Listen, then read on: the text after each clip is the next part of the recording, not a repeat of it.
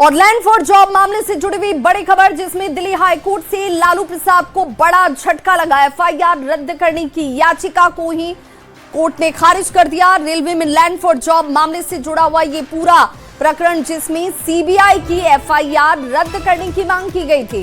Court ने कहा कि याचिका में दम ही नहीं है, ये याचिका मेरिट से रहित है और कोर्ट ने इस याचिका को लेकर सीधे तौर पर कहा कि जो सीबीआई की एफआईआर है और उस एफआईआर को रद्द करने की जो मांग की गई थी उसे खारिज किया जाता है।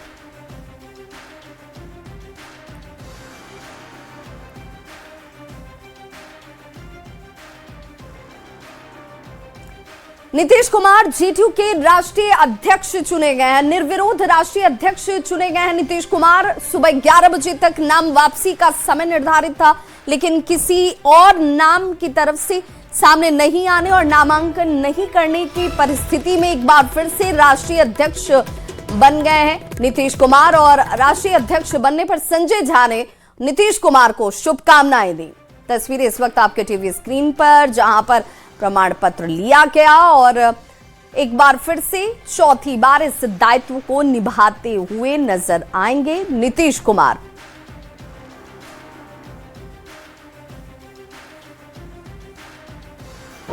उनकी बनाई हुई पार्टी है और फिर इसी पार्टी ने बिहार में 20 साल से इनके नेतृत्व में काम करके इतना बड़ा परिवर्तन लाया और अभी भी जो चुनाव हुआ, इतनी बड़ी जीत इस पूरे अलायंस को हुआ है।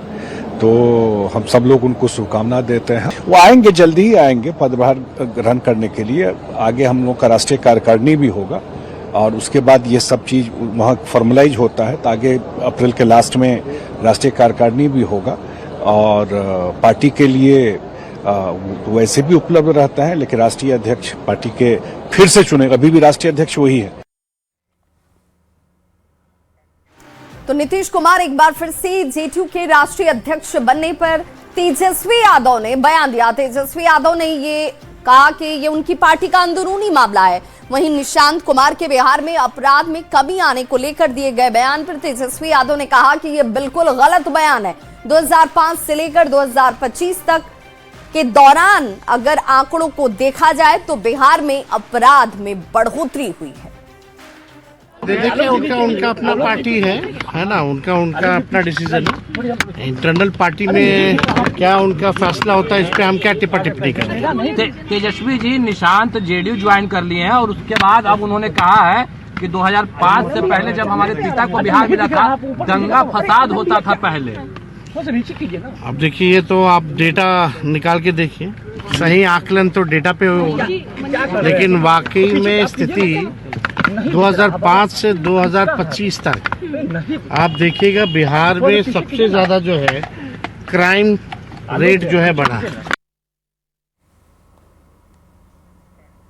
तो वहीं आरजेडी सांसद मीसा भारती ने सीएम नीतीश कुमार के जेडीयू के राष्ट्रीय अध्यक्ष चुने जाने पर उन्हें बधाई दी। साथ ही मीसा भारती ने तंज कसते हुए कहा कि अब वो परिवारवाद पर कुछ नहीं बोलेंगे, क्योंकि उनके बेटे निशांत राजनीति में आ रहे हैं।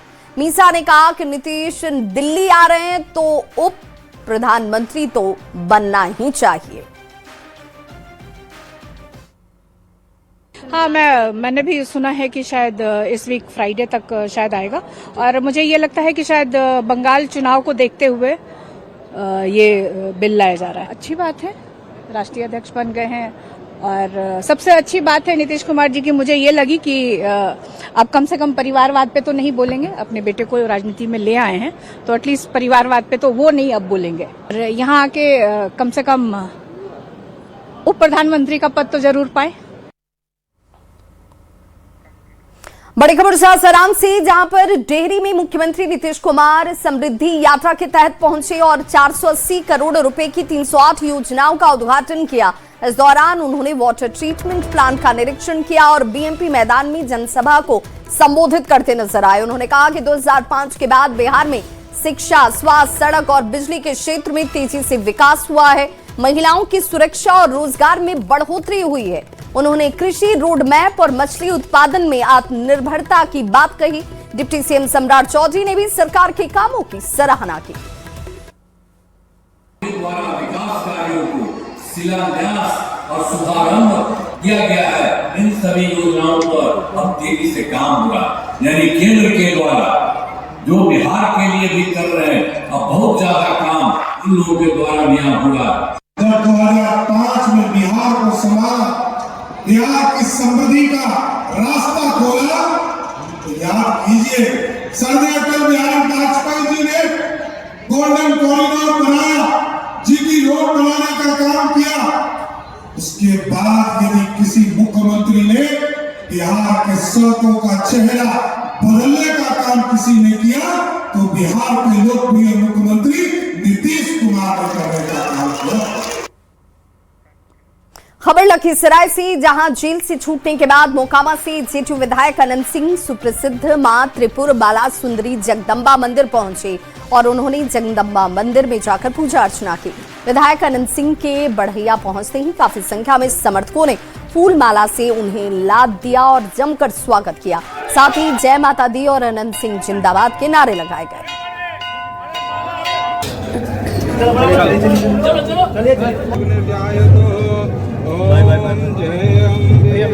गोपालगंज में लोक आस्था के महापर्व छठ पूजा की छठा हर तरफ नजर आ रही है। यहाँ घाटों पर छठ व्रती पहुंचकर गंगा मैया की पूजा करती नजर आए। डूबते सूर्य को अर्घ दिया जा रहा है और डीएम पवन कुमार सिन्हा भी घाट पर पहुंचकर पूजा अर्चना करते हुए दिखे। ये तस्वीर इस वक्त आपके टीवी स्क्रीन पर, जहां पर आज अस्ताचलगामी भगवान भास्कर को अर्घ दिया गया है और कल सुबह उदीयमान भगवान भास्कर को अर्घ देने के साथ ये अनुष्ठान संपन्न होगा।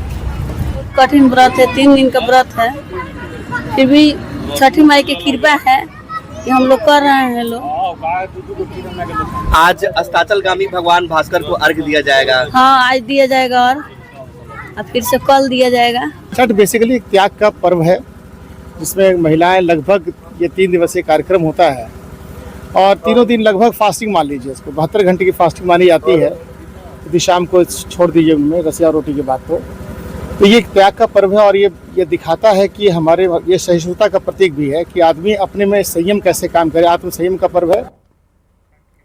दानापुर में भी छठ को लेकर रौनक नजर आ रही है। गंगा घाटों पर श्रद्धा और भक्ति का अद्भुत संगम देखने को मिल रहा है। दूर दूर से छठ व्रती घाटों पर पहुंची, जिससे पूरे क्षेत्र में उत्सव जैसा माहौल बन गया।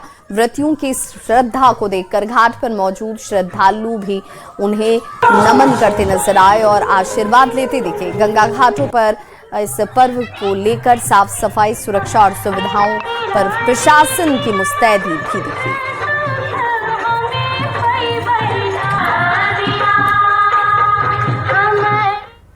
और अब बात लॉ एंड ऑर्डर की।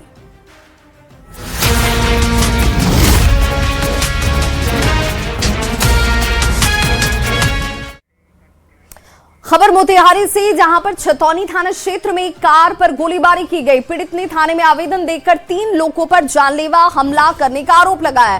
घटना की सूचना मिलते ही सदर एसडीपीओ दिलीप कुमार मौके पर पहुंचे और एफएसएल की टीम की तरफ से जांच शुरू की गई, जिसमें गाड़ी से गोली के टुकड़े बरामद हुए। आरोपी पक्ष ने जमीन के विवाद में फंसाने का आरोप लगाया है। पुलिस ने 2 लाइसेंसी राइफल को भी जब्त किया है और मामले की हर पहलू से जांच जारी है।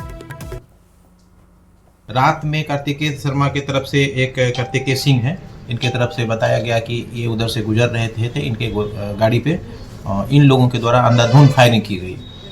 गोली का निशान है, स्कॉर्पियो गाड़ी है जिसमें पीछे से गोली का निशान है और एफएसएल की टीम हम लोग बुलाए हैं। एफएसएल की टीम जांच किए हैं तो उसमें से गोली का जो पिलेट होता है उसका कवर होता है, ये मेटल का, पीतल का होता है। तो कवर तो मिला है लेकिन जो लेड वाला पोर्शन है वो नहीं मिला है। तो ये तो साबित हो रहा है कि गोली चली है गाड़ी पर। अब जैसे भी चली हो वो जांच का विषय है। खबर दानापुर से, जहां नारकोटिक्स विभाग और पुलिस की तरफ से बड़ी कार्रवाई की गई। नारकोटिक्स विभाग ने पुलिस के साथ शाहपुर थाना क्षेत्र स्थित एक अपार्टमेंट के फ्लैट में छापेमारी की और 116 ग्राम स्मैक बरामद किया। मौके से पुलिस ने 2 तस्करों को भी गिरफ्तार किया है। फिलहाल दोनों आरोपियों से पूछताछ जारी है और इस नेटवर्क से जुड़े अन्य लोगों की पहचान की कोशिश की जा रही है। वहीं मोतिहारी में नशे के खिलाफ पुलिस की तरफ से एक बड़ी कार्रवाई की गई। पुलिस ने विशेष अभियान के तहत भारत नेपाल सीमा के इलाके से एक बाइक से 565 बोतल नेपाली शराब को जब्त किया। मौके से पुलिस ने एक तस्कर को भी गिरफ्तार किया है। वहीं जून पोखरों के पास छापेमारी करते हुए पुलिस ने 735 बोतल नेपाली शराब की खेप को पकड़ा।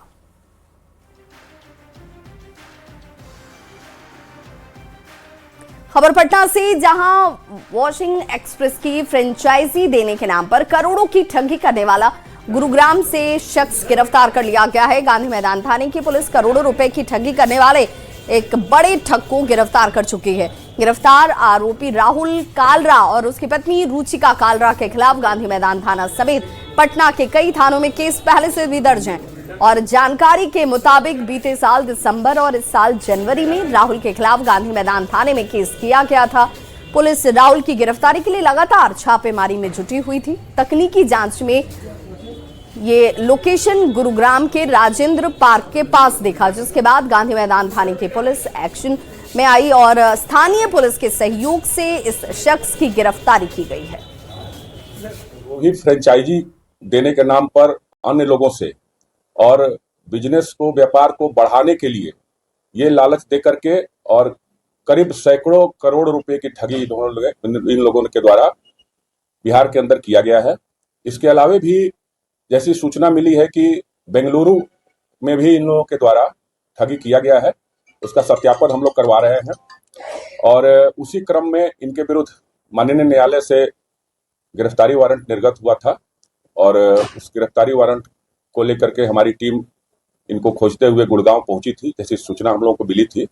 और गुड़गांव से उस कंपनी है वॉशिंग एक्सप्रेस, उसके डायरेक्टर राहुल कालरा और उनकी पत्नी रुचिका कालरा गिरफ्तार हुई है। खबर सीतामढ़ी से, जहां पर सोनबरसा प्रखंड के सहोरवा मध्य विद्यालय से हत्या का एक सनसनीखेज मामला सामने आया है, जहां चौथी क्लास की छात्रा स्मृति कुमारी के साथ पढ़ने वाली लड़कियों ने कथित रूप से इस छात्रा की पीट कर हत्या कर दी। छात्रा स्मृति कुमारी की पिटाई के बाद उसकी मौत हो जाती है। कहा जा रहा है कि पंखा चालू करने को लेकर शुरू हुआ एक मामूली विवाद हिंसक झड़प में बदल गया, जिसमें बच्ची गंभीर रूप से घायल हो गई। परिजन उसे इलाज के लिए अलग अलग अस्पतालों में लेकर गए, लेकिन पटना पहुंचने से पहले ही बच्ची की मौत हो गई। परिवार ने शिक्षकों पर लापरवाही का आरोप लगाया है। वहीं प्रशासन और पुलिस इस मामले की जांच में जुटी है। बच्चा से पढ़ने गया, जैसे स्मृति कुमारी जिसका मृत्यु हुआ है, वो क्या बोला जो पंखा चालू कर रहा है, ठीक है, तो दो लड़की है और तो वो बोला कि नहीं हम पंखा नहीं चालू करने देंगे, तो कहा कि न हम करेंगे, तो वो बोला कि मारेंगे, तो हमारा स्मृति कुमारी बोला कि मारो, तो वही आकर इसको मार दिया। उसके बाद जब हमारा बेटी उस पर बेहोश पड़ा गया, लेकिन मास्टर जी उठाकर भी नहीं घर लाया, बच्चे सबको हाथी भेजा, उसको बच्चा लोग लेकर गया, तो हम लोग को पता चला है कि हमारा लड़की को बेहोश करके भेज दिया गया। दरभंगा में नारकोटिक्स विभाग और एएनटीएफ ने संयुक्त कार्रवाई करते हुए सदर थाना क्षेत्र से 3 अंतर्राज्यीय ड्रग तस्कर को गिरफ्तार कर लिया। इनके पास से 228 ग्राम हेरोइन बरामद की गई है, जिसकी कीमत अंतर्राष्ट्रीय बाजार में अनुमानित तौर पर 45 लाख रुपए बताई जाती है। तीनों आरोपियों के नाम कुंदन कुमार, दीपू कुमार और रत्नेश कुमार हैं, जिन पर कई राज्यों में ड्रग तस्करी के मामले दर्ज है। पहले भी ये लोग जेल जा चुके हैं और ये भी कहा जा रहा है कि तीनों असम के रहने वाले हैं और इन्होंने गुवाहाटी में रह रहे पवन कुमार से हेरोइन ली और बिहार में मनीष कुमार तक इसे डिलीवर करना था। पूछताछ में जो जानकारी सामने आई, उसके बाद पुलिस ने छापेमारी कर पटना से मनीष कुमार और उसके साथी कन्हैया कुमार को गिरफ्तार कर लिया। इनके पास से पुलिस ने 117 ग्राम हेरोइन बरामद की, जिसकी कीमत 23 लाख के आसपास है। फिलहाल पुलिस इन सभी से पूछताछ कर इसके पीछे काम कर रहे नेटवर्क की तलाश में है। और अब नजर डालते हैं देश दुनिया की खबरों पर।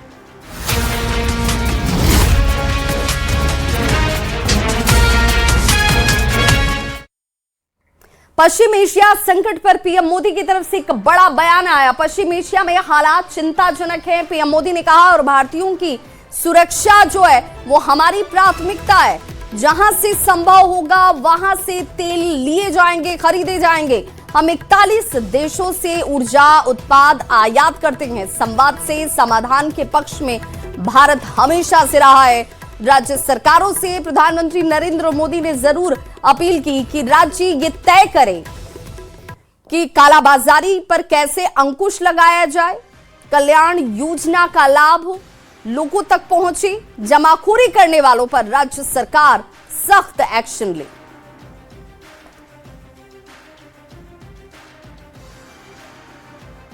पश्चिम एशिया में चल रहे इस युद्ध को 3 सप्ताह से अधिक का समय हो चुका है।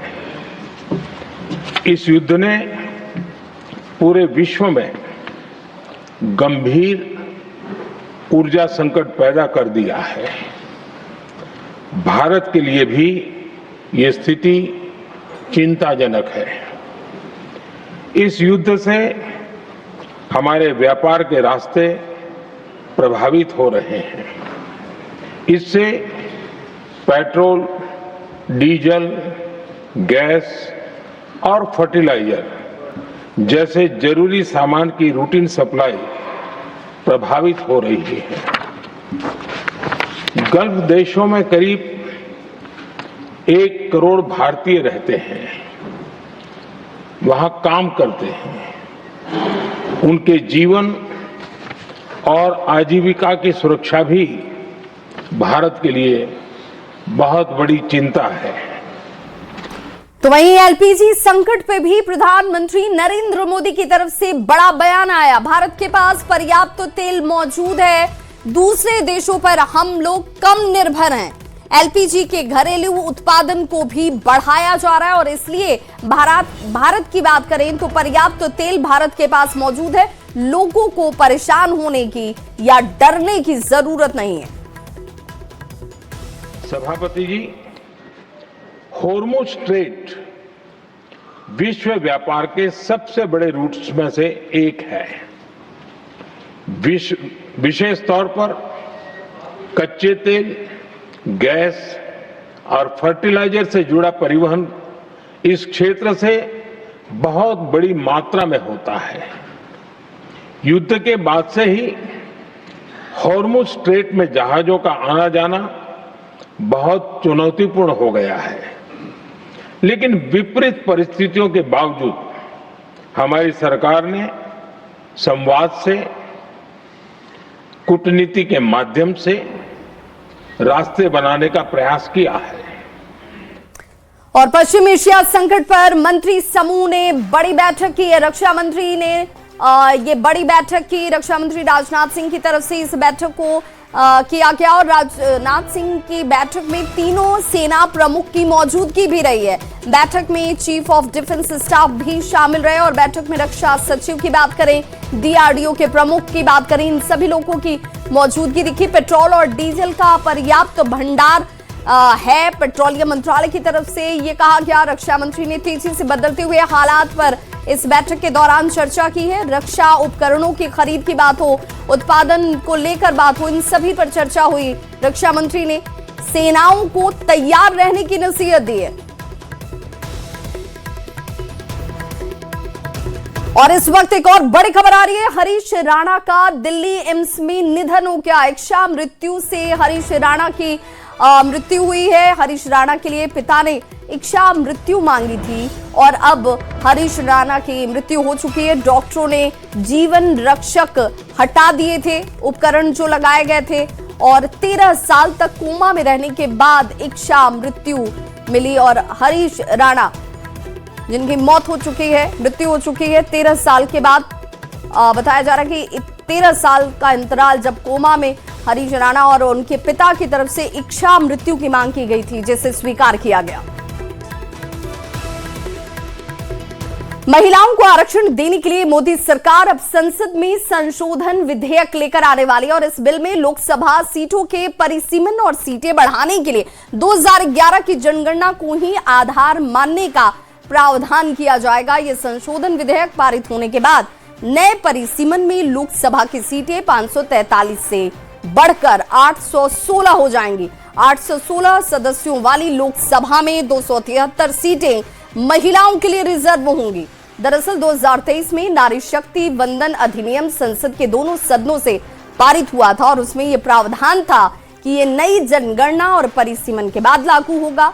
अब सूत्रों का ये कहना है कि सरकार इस हफ्ते नारी शक्ति अभिनंदन अधिनियम बिल में संशोधन लेकर आने वाली है। ये संशोधन इसलिए लाया जा रहा है जिसमें 2029 के लोकसभा चुनाव तक महिला आरक्षण लागू किया जा सके। सरकार ने इसे लेकर विपक्षी दलों के नेताओं से बातचीत भी शुरू कर दी है। सूत्रों के हवाले से बड़ी खबर ये कि गृह मंत्री अमित शाह ने महिला आरक्षण बिल में संशोधन को लेकर शिवसेना, यूबीटी, एनसीपी, शरद पवार जैसे विपक्षी दलों के नेताओं के साथ बातचीत भी की है। शुरुआत में गृह मंत्री ने छोटे विपक्षी दलों के नेताओं के साथ बातचीत की। कांग्रेस जैसी प्रमुख विपक्षी पार्टी और अन्य बड़े दलों के नेताओं के साथ बातचीत अब भी बाकी है। और बड़ी खबर आ रही है इस वक्त, पीएम मोदी और ट्रंप के बीच बातचीत हुई है। पश्चिम एशिया संकट पर यह बेहद महत्वपूर्ण बातचीत प्रधानमंत्री नरेंद्र मोदी और डोनाल्ड ट्रंप के बीच हुई है। अमेरिकी राजदूत सर्जियो गोड ने इसकी जानकारी दी है कि दोनों ही राष्ट्राध्यक्षों के बीच एक महत्वपूर्ण बातचीत पश्चिम एशिया संकट पर की गई।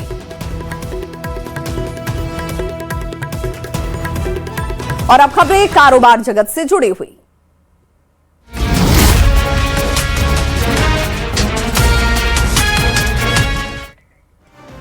चौबीस मार्च को भारतीय इक्विटी इंडेक्स शानदार बढ़त के साथ बंद हुए, जिसमें निफ्टी 22,900 के ऊपर रहा। बाजार बंद होने पर सेंसेक्स 1,372 अंक यानी 1.89% की बढ़त के साथ 74,068 पर रहा और निफ्टी 445.15 अंक यानी कि तकरीबन 1.98% की बढ़त के साथ 22,957.80 पर बंद हुआ। निफ्टी मिड कैप और स्मॉल कैप इंडेक्स में 2.6% की बढ़त दर्ज की गई। पश्चिम एशिया में लगातार चल रहे युद्ध के बीच सोने की कीमतों में लगातार बदलाव जारी है। इन कीमतों पर देश और दुनिया की परिस्थितियों का सीधा असर पड़ता है। आज भी शुरुआती कारोबार में भारी गिरावट देखी गई, जिसमें सोने के भाव में 1.38% यानी कि 1,925 रुपए की गिरावट आई और ये 1,37,558 रुपए प्रति 10 ग्राम पर पहुंच गया। चांदी की कीमत की बात करें तो यहां पर भी कमजोरी साफ दिखी। भाव में 2.84% यानी कि तकरीबन 6,388 रुपए की गिरावट आई और ये 2,18,789 रुपए प्रति किलोग्राम पर पहुंच गई।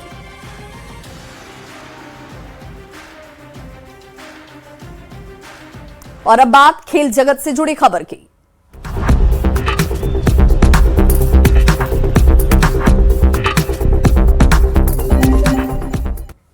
और आईपीएल 2026 से पहले राजस्थान रॉयल्स की टीम जो है वो बिक गई है। यूएस के कारोबारी हैं कार्ल सोमानी, जिन्होंने राजस्थान रॉयल्स की टीम को खरीदा है। करीब 15,289 करोड़ में राजस्थान रॉयल्स की टीम जो है वो बिकी है और आईपीएल की सबसे महंगी फ्रेंचाइजी अब राजस्थान रॉयल्स बन चुकी है। आईपीएल के इतिहास की ये सबसे बड़ी डील अब तक की रही है।